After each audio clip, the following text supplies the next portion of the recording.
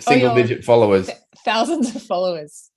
No, we don't get thousands of views live. Don't you worry. We get a fair few, a good amount of engagement on kind of the clips we make from it. Yeah, it's my microphone, and it all is looking good. Okay, how you feeling? We got there in the end. You feeling good? I'm good. How are you? I'm excited. Okay, we'll do a little intro and rock into it. Welcome back to the Coaches to the Moon podcast, ladies and gentlemen. I'm very honored to be here today with a Sydney-sider friend of mine, Samantha Wilkinson. She is the founder of Dare Enterprises. She's got, believe it or not, over 20 years of experience in TV and corporate presenting and public speaking coaching. She's here today to help us with all things presenting, whether that's virtual or live, from right here in Sydney. Samantha Wilkinson, thank you so much for being here. Thank you for inviting me. It's an honor to have a chat. It's a first for me. So yeah, we had a few technical issues because I've never had to mic up like this, but all good. Honestly, it's completely fine. It sounds good and you look good. It's I like the vertical thing. I think it actually works pretty well with the format of the videos we make. And good. Yeah, I mean, everyone's doing everything virtually right now, which is kind of why you're here. You know, exactly. So so give us a brief little rundown. Dare Enterprises. This is your business, and it's found around speaking, coaching, presenting. How did that start? Yeah, I started in my early 20s auditioning to be a TV presenter, and I kept getting really close and I kept missing out.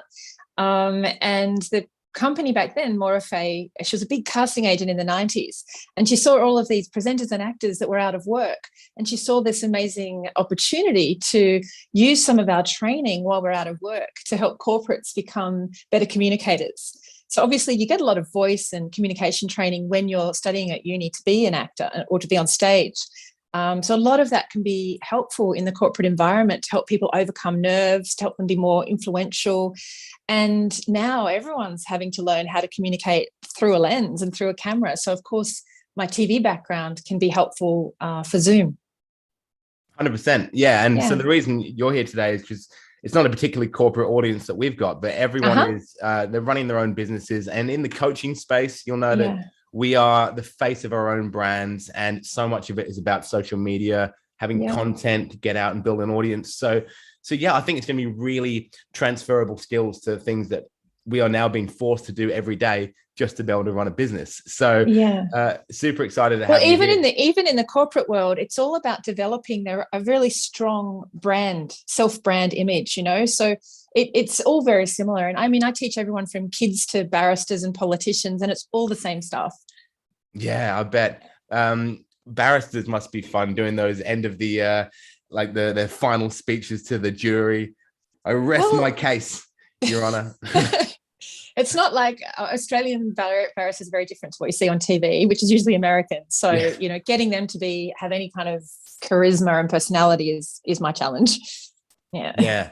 But charisma and personality, do you see that as a super important part of having a successful career these days? It certainly helps, you know, definitely. And especially, I mean, especially when you're working by Zoom or using social media. Absolutely, it helps. Yeah, well, let's get into that stuff. The first one, I saw a really interesting term a couple of times on your Instagram, which was glossophobia. So I'd love you to run us through what is glossophobia and why do you think it's prevalent in so many people these days, given that we are communicating and more connected than ever before? Well, it simply means, I know most people haven't heard of it, it's just the fear of public speaking. And it's something, if you have it, it just really means you're human, because the majority of the population fear public speaking more than anything. So Seinfeld said that means if we're at a funeral, most of us would rather be in the coffin than the one who has to give the eulogy. That's how much we fear it. And even though we are communicating a lot by Zoom, it doesn't change the fact that our bodies we haven't changed a whole lot physiologically, and our bodies actually go into fight or flight. So our sympathetic nervous system kicks in. So this is actually really useful if you're actually under threat, if your life's under threat, right? So often people say, my mind goes blank, my heart's pounding, my hands are sweaty. And this is all really useful if you've actually got to get away from danger, right? If you need to fight or your enemy or, you know, flight and get the hell out of there thousands of years ago when we had real predators, those things were useful. But for some reason, our bodies go into fight or flight when we're in front of an audience. So it's not really useful because it's not practical. You can't fight your audience and you can't run out of there. You've got to stay there and communicate and somehow influence them with your whole body, giving you signals that you just want to get the hell out as soon as you can. So my job is I work with people to try and get their bodies back into the parasympathetic system. And that's when you're calm. It's called rest and digest. So that's when you're breathing beautifully and deeply and you're perfectly calm and the blood is rushing through to your brain and you can think clearly. So, and that's when obviously you're going to be the best version of you and able to communicate the best. And what we find is that often people want to have their cameras off and they want to have their microphone off when they're with Zoom. And sometimes these are the people that have the most to contribute. You know, they're the thinkers and the listeners and the really intelligent ones who spend their life researching and on the computer, you know, the CFOs who have really important data for us, or the IT people. And yet they're so used to communicating with a computer, they'd really rather have their camera and microphone off when it comes to communicating with people. So yeah, it's definitely a skill worth investing in. Yeah, and I suppose that's very true. There's with virtual meetings now, I suppose it's much more likely for someone who is more of a, you know, a back end kind of person, a CFO or an IT person, will now have to be on screen a lot more. And then maybe they've never been in front of a camera before. And there is definitely something about it, even looking directly into the camera while you speak, that feels very, very unnatural, rather than just potentially rocking up to one of your colleagues and having a little chat face to face. So there is something, I completely understand that. And we've all had to adapt hugely to it. So the fight or flight thing, are you saying that when you are in that fight or flight mode and your sympathetic nervous system kicks in, it kind of is shutting down the parts of your body that you need to be using and just directing all your energy to muscles and that Absolutely. That sort of thing? So yeah, your blood goes to your thighs so you can run. So it's very common for people to get mental blanks. In fact, I remember it happened to me once when I was at uni. I got stage fright the very first, because there was a lot riding on it. And all of a sudden, all the lines that I knew just went out of my brain. So I 100% get it. So it's not helpful.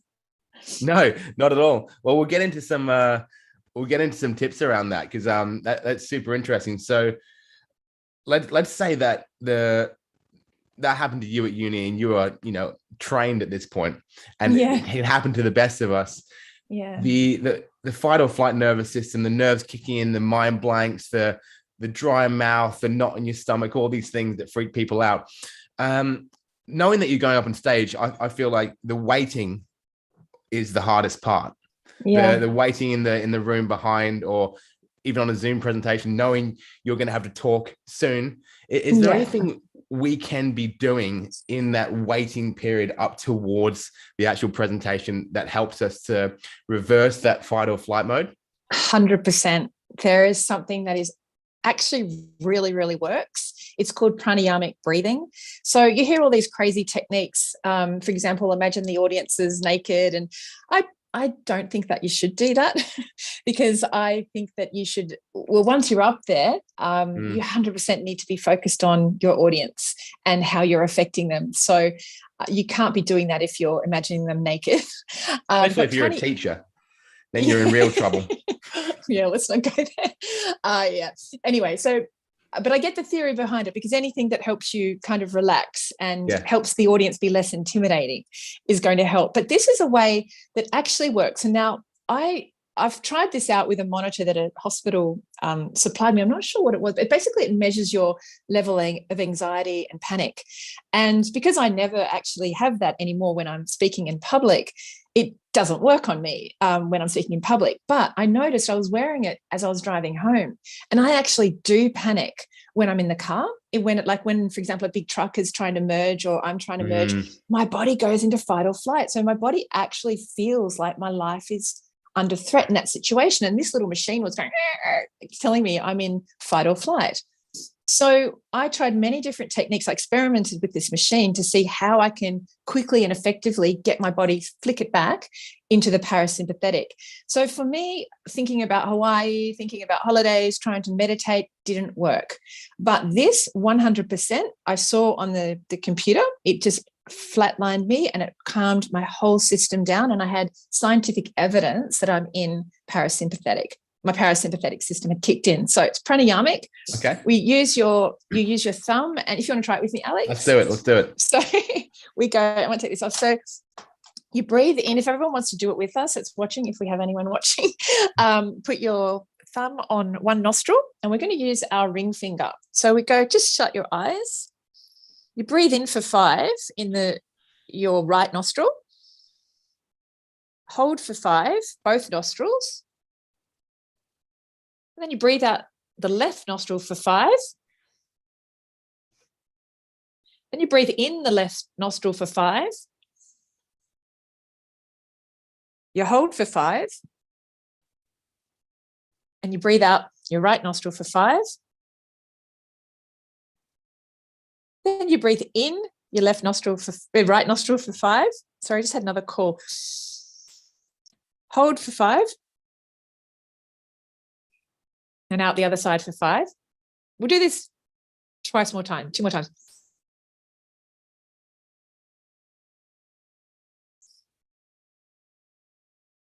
So last time, in, hold for 5, out for 5. Did you notice that your system calmed down at all? Almost instantly, to be honest. Right. Yeah, and I have a bit of a light tingle across me. That's great. I've never done that before. That's really, really cool. What is it about? It's nostril breathing. It's oxygenating your brain. Oxygenating, yeah. I don't know. It calms the system down. And I would say, so for people who, anxiety manifests in many different ways, and some people get migraines, some people lose their vision. Actually, that's happened to me one time when I was doing live television in LA. I was so stressed. I got a migraine, and because this was being broadcasted to like 8 different countries, and it was my first time on live TV. I was so stressed I couldn't even see the person that I was interviewing. So I had a migraine, and then I lost my vision. This can cure your migraine. It can, however anxiety manifests, it can really help ease those symptoms. Yeah, fire out. And that's a really cool technique, I think, that you can do beforehand, obviously. So and that's going to calm people right down. Well, the other thing is to notice when you're presenting. So this is more applicable to when you're presenting live at a boardroom meeting or, to an audience live, because that's when the nerves really kick in. So you can just be super conscious that you've got beautiful deep breathing. So when you are calm and relaxed, we have got beautiful deep belly breathing. That's when we're in rest and digest. So you can just be conscious, if you're getting nervous, that's a good way to just hype up your anxiety and get more and more nervous and get less blood to your brain. So just when you're actually speaking, take a moment and just pause and just breathe. And it calms the audience down as well. Yeah, there's definitely, I'm noticing this with my kids a lot these days. They really are aware of your energy. And if I'm stressed about anything, they're stressed about it. And I imagine that's the exact same with an audience. Always hard to see someone, shuffling on stage and in there feeling anxious, right? Yeah. And the thing is, people feel like the audience is the enemy. That's how your body's processing it, but they're not. Generally, the audience is there just hoping that you're not going to waste their time. Like they're there wanting to learn something. So, you do. If you can just take a moment and breathe and look in their eyes and just center yourself, it allows the audience a moment to breathe as well and just digest you, and you kind of just have a calm room and you can command the room. Yeah, very good. I do tend to see the more confident speakers out there seem to have the longest gaps between saying things. 100%. Pause is often more powerful than the words that you speak. Why do you think that is? To give people a moment to digest, especially if you're delivering something that they haven't heard before.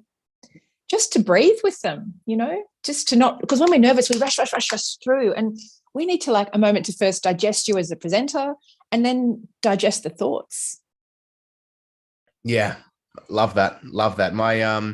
I've got a business coach called Travis Bell, and he's a professional keynote speaker. He's on the speaking circuit, and he does a sort of motivational talk about doing your bucket list and living your bucket list. And the way he starts his speeches off is he comes out and he gets everyone to get a pen and paper out and draw a big box of 10 by 8 squares.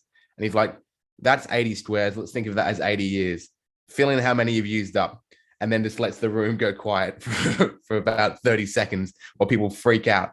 And then he kind of brings it back. And that's how he starts the speeches. And there's this amazing pause in his TED talk where you can just feel tension rising. And then he breaks it with a joke.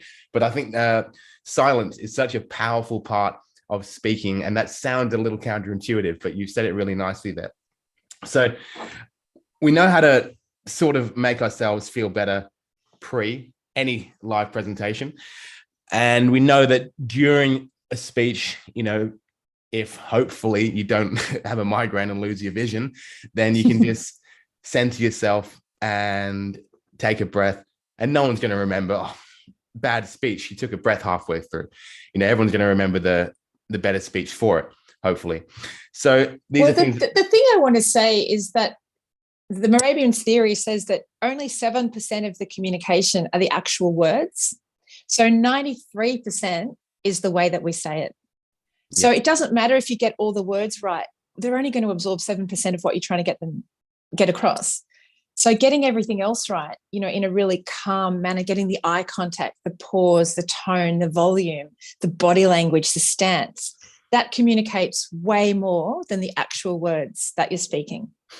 93%. Yeah, I've heard that before. Well, let's go into it. So obviously, if we were doing what used to be the goal of public speaking, on stage, top half of your body on view on a camera, or you can walk around the stage and use it and use your whole body. Now most of the time, you and we're sitting in office chairs. I don't know if you've got a back to your chair, but I've got one because otherwise I hunch forwards a bit. Zoom seems to be, whether we're doing sales, we're presenting webinars, corporate presentations, day-to-day meetings, this is how the world is now. So how do we create a good 93%? What can we do when we're talking virtual and our options seem a lot more limited to actually deliver a great presentation? Well, obviously just the basic things like getting good lighting on your face and good sound is that, obviously, and looking into the camera. So this is one thing was driving me crazy. I saw Craig Kelly on doing so many commercials and he was like looking down here, and so just being aware that it's about making the person that you're talking to feel comfortable and getting the message across to them. So if you feel a little uncomfortable because you're looking at the camera as opposed to looking at their face, that's okay, because you've got to remember that you're wanting to get the message through to the person that you're talking to. So, and obviously as a TV presenter, I'm used to looking through a camera and imagining the other person behind and imagining how I want to influence that person. So that's what you want to do with Zoom. Yeah, it feels very unnatural, doesn't it? For the first few times looking down a lens, when I've got your eyes, 2 inches below my camera, and it feels so much more useful to look into your eyes. However, when you see the videos come back, the people who look, you can really, really tell the people who are looking directly into the camera. And it's a super interesting one. You said, imagine the person behind the camera. Well, in this case, the Zoom, you do know who you are talking to. But so that's for people who are doing webinars, or, some of your coaches who might be doing presentations for their own websites, and they're not actually talking to a real person. So that's a technique that really, really helps. So in terms of when I'm doing a presentation to camera, I never change. So say the director says, I want that more enthusiastic, or I want that more serious. I never change how I present. What I change is the person that I'm talking to behind the camera in my mind. So I change how I want to affect them. Yeah. So for more serious, you put a doctor behind the camera, and for that's not a doctor, but to give you an example. So for example, I've I can be like quite a polished professional presenter because I've done it for so long. And then I had to do a video for Black Dog for depression, people with depression. Right. And they said, oh, Sam, you're too chirpy, you're too energetic, you know, you're not relatable. You need to just tone it right down. So I don't change anything about the way I present.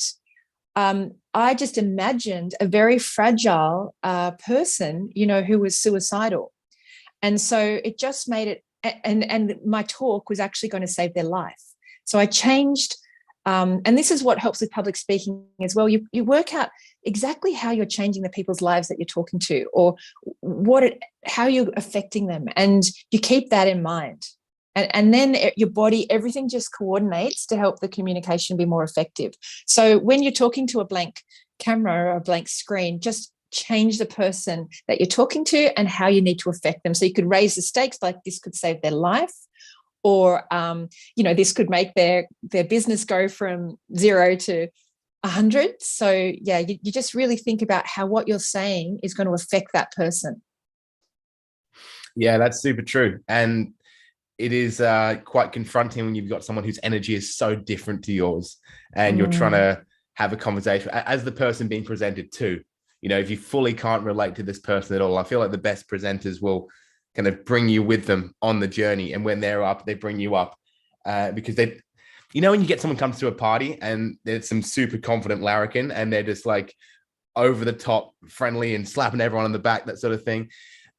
I feel like that's quite difficult when someone presents like that, because to match their energy can be a bit overwhelming. So do you have any, you know, any tips about sort of reading your audience, like you just said, and knowing what tone to use with them? Well, 100%. And it's obviously way easier to do that when you've got a live audience. And that's why theatre actors love the stage so much more, because you can work with your audience. And so talking about when you're in a live situation, people that say, oh, I'm not going to look in people's eyes, I'm just going to look above, or, you know, they get too nervous. You can't do that. You need to actually look at your audience and engage with them, because your focus should be 100% on, are they sitting there? Are they captivated? Do I have them in the palm of my hands? Because sometimes you could be too energetic or you could be too boring, and you need to, like a sailing boat, you need to change tack. And the only way you're going to know that is by looking in their eyes, engaging your audience. They could be falling asleep. And if you're not looking at them, you know, if you're too busy turning around at your PowerPoint slide and reading off a slide, which is what we see all the time, it's impossible to connect with your audience, engage with, and actually communicate with them. Very true. And the PowerPoint thing, that takes me right back to school, when someone would come out with a presentation in science class and they just stand there and just read the words that we could read for ourselves. Well, that's the thing that a lot of people are doing these days. They're presenting webinars and presentations, and we'll have a slide with lots of information on it, but then the audience doesn't need you to read that. So is there a better way of doing PowerPoints and 100%. Getting that information across? Yeah, this is what we coach all the time. When my business converted to Zoom and I had to help people with their PowerPoint presentations by Zoom, what a lot of people don't realize is that there's no person smart enough or with the right type of brain on the planet who can listen and read at the same time. So if your goal is just to confuse and overwhelm, then put a screen up full of writing and read over the top. It's so confusing and it's not effective at all.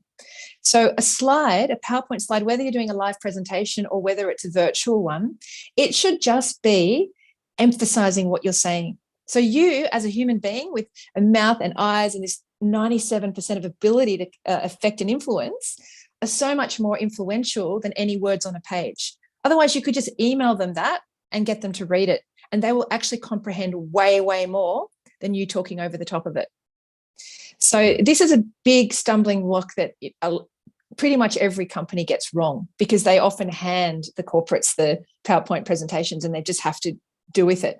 But my job is to encourage people wherever possible to be chatting to camera and to their colleagues live, face to face, and only use these slides if it really emphasizes, like a quick graph that they can absorb within 10 seconds, and then give them all the heavy data and all the information in an email, and then they can knock themselves out. They can read it 10 times over, and they'll actually comprehend and remember way, way more if they're doing it that way. Makes a lot of sense. Nothing more annoying than a long meeting that could have been an email, right? That you yeah. And Could have yet, yeah, absorbed. we see it all the time across the world. It's just so common, but it's so ineffective. All I really care about is, what do people remember when they walk away from the meeting? That's all that matters. So if they're not remembering what you need them to remember, there's something ineffective about the presentation. Sure thing. Okay, well, I'm very, very curious now, because you and I, we've known each other for quite a while, and well, not actually in real life.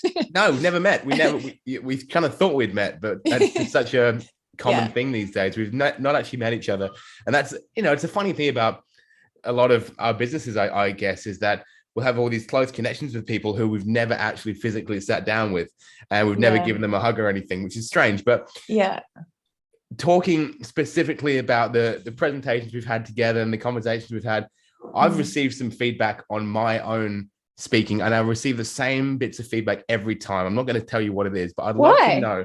Well, because I'd love to know if you nail the same tip. Then, because I'm going to ask you, if I have, if you're sitting watching me talk, and you're breaking me down, and I come to you and said, Sam, I need to fix my presentation skills. Yeah. Is there anything glaring about what I'm doing that could potentially, teach the audience something as well? Any tips you give me? I would actually hate it if you were in one of my beginner workshops, because you're actually nailing it. As far as you're so charismatic, you're so warm and friendly, and this is part of my job, is that I get people to realize what they're already bringing to the table, and you really are bringing a lot already to the table. So there's not a lot to improve with you. You've got this open gesture. You're very friendly, and just the way you present yourself, the way you look, you're very open, warm, and friendly. So for someone who's so into, and obviously I know how good you are with web stuff and all that marketing. So for someone who spends so much time in front of a computer and who's so technically amazing at all of that stuff, your communication skills are actually amazing. And I don't want to just blow smoke, but I would not like you in a beginner class for sure. Okay. Because there's not a lot to improve. Okay, I'll take it. I did have a quick look at your TikTok though. Sure. I would say with you, Alex, so it's very gimmicky. So and it's very on trend what you're doing. And I would say that you don't need to follow these fads. If you weren't such a great natural presenter, if you didn't have this charisma, and if you weren't so passionate and giving such useful tips, I would say maybe clutter it up with all these gimmicks. Because like what I was saying before, we can only absorb so much. Yeah. And unless it's actually really enhancing your message, I would say declutter that. Like, it's on trend, but it's going to be so dated very soon. And I think don't be a sheep, be a leader, because you as a communicator are better. You remind me a little bit of Jamie Oliver because of your slight lisp. So, but it's kind of, it's endearing, and I just think play to your strengths and don't copy the others, because you're in a league of your own, and just own that. Really, really glad to hear that. And I appreciate the feedback. What did the others say that you needed? Yeah. I fidget too much. I move around too much. Too fidgety. If I'm on stage or I've never stopped moving, I grab this pen or a Post-it note, or I'm folding things. But see, I haven't seen that. You haven't been doing that. Right. Maybe on stage you would, and I would notice that straight away. But certainly in this chat, I haven't seen that, and I've never really seen you do that. Great. Well, maybe I've absorbed the advice then, because I did Toastmasters back in the day, and I was constantly rocking back and forth, and they're like, that gives you momentum. And I was like, is that what it is? And then I did a talk, and I was in my office chair for the first time, and I was kind of like doing this a lot, moving side to side.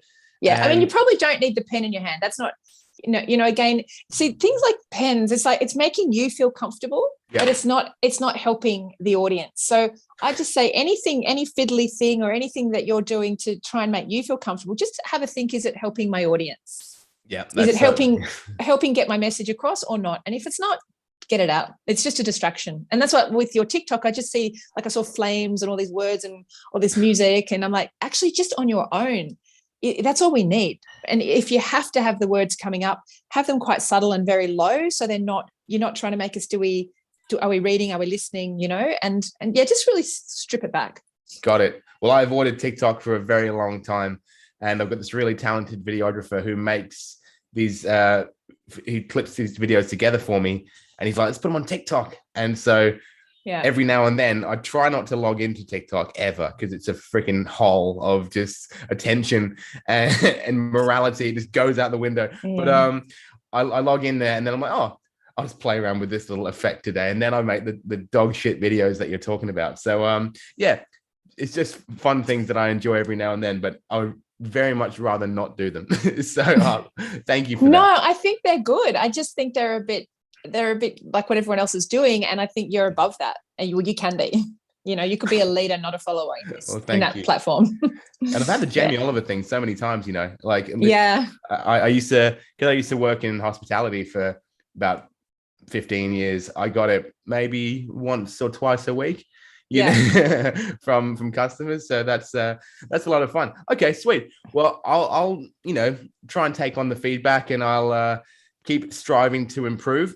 But what do you see as the sort of what do you see as the future of presentations in this sense? Like, obviously we're doing more and more Zoom stuff. Mm-hmm. Do you have any industry insights about where we're going with virtual presentations and how we're talking to people and things that we can prepare for it all? Not really. No, I mean, I just think it is part of our lives now, and it is going to, with Melbourne, I'm supposed to be going to Melbourne in a few days to coach some corporates and about assertiveness and confidence in the workplace, and that's just been made to virtual. So it's just going to be part of our lives. So the better you can get set up to be more effective communicating through a lens, and have a good setup at home. I mean, for the foreseeable future, that is part of our lives. So it's worth investing in getting it right. Sure thing. Absolutely. And I appreciate the advice about having good light and good sound. I know that now, not that I'm a perfect example of this, because I'm doing this on my phone, which I've never done before. I've got my professional mic here that we couldn't hook up. But anyway, you can't always get it right. You've got to work with what you've got on the day. But obviously having good sound, and even, this is I think it's a $200 microphone, but it just makes the sounds. We don't have it on right now. But it's worthwhile if it's something that's going to be part of your life, particularly if you're a professional coach. It's worthwhile just making these tiny little things so that your sound is super crisp, and getting the lighting right and getting the background right. I think the world was very forgiving when COVID hit, and we're in our pajamas and, we're having to work from home. But it's becoming part of our lives now. Let's put a little bit of time and effort and get it right. I think that's a completely fair enough comment, and something I've been working on, and I'm not completely happy with my background yet, but it's also, as my toddlers take up more room in my household, my office gets filled with more and more stuff that shouldn't be in here. So, why pretend? I've got an office that I plan on getting, but there's someone else in there at the moment. So your background looks great. I love the chandelier, and I think your light and sound, honestly, is better than quite a lot of people we interview on this show. So thank you for that.